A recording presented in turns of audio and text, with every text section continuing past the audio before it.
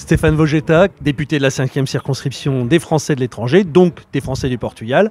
Vous êtes en réunion aujourd'hui à Cascais. Est-ce à dire que la campagne législative a démarré et que vous êtes déjà dans votre campagne ?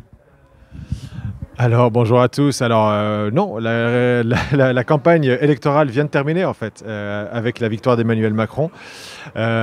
J'imagine que vous parlez en fait de la campagne législative. Celle-ci, elle n'a pas encore commencé, en tout cas pour moi, puisque pour l'instant je suis et je reste député. Et aujourd'hui j'avais un déplacement prévu à Lisbonne et j'en ai profité effectivement pour convoquer ou inviter les Français de Cascais à venir me rencontrer en tant que député et à pouvoir débattre des sujets qui les intéressent et qui les concernent directement.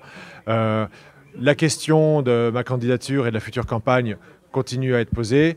Vous le savez, je vous l'ai déjà dit, j'ai l'intention d'être candidat. Ce n'est pas encore confirmé par La République En Marche. Ça le sera dans les jours qui viennent ou pas, on verra. Mais en tout cas, vous serez les premiers à le savoir. Merci beaucoup Stéphane Vogetta.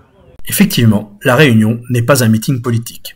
Les sujets abordés sont ceux qui constituent les préoccupations majeures des Français du Portugal, à savoir les certificats d'existence pour les retraités, les couacs des administrations fiscales, les difficultés croissantes et récurrentes pour faire ses papiers d'identité ou refaire ses papiers d'identité auprès du consulat, et chapitre nouveau, un retour sur les promesses de campagne du président élu à l'adresse des Français de l'étranger, notamment pour ce qui concerne la possibilité de la création de la notion de résidence de repli pour un Français demeurant à l'étranger, la mise en place aussi d'un processus de dématérialisation pour ce qui concerne la grande majorité des démarches administratives, et pour lequel le Portugal fait office de pays test avec le Canada. Les procédures seront mises en place à l'automne. Mais nombreuses sont les personnes à protester contre l'organisation et les conditions de vote lors du premier tour de l'élection présidentielle. Il est à noter une unanimité dans l'assistance pour ne pas regretter le départ de Florence Mangin, ambassadrice nommée au Saint-Siège, et considérée par les Français présents comme une terne technocrate dépourvue de charisme, d'empathie et d'efficacité. La réunion prend fin sur une bonne nouvelle, la confirmation de la nomination à compter du mois de septembre d'une personne supplémentaire au consulat.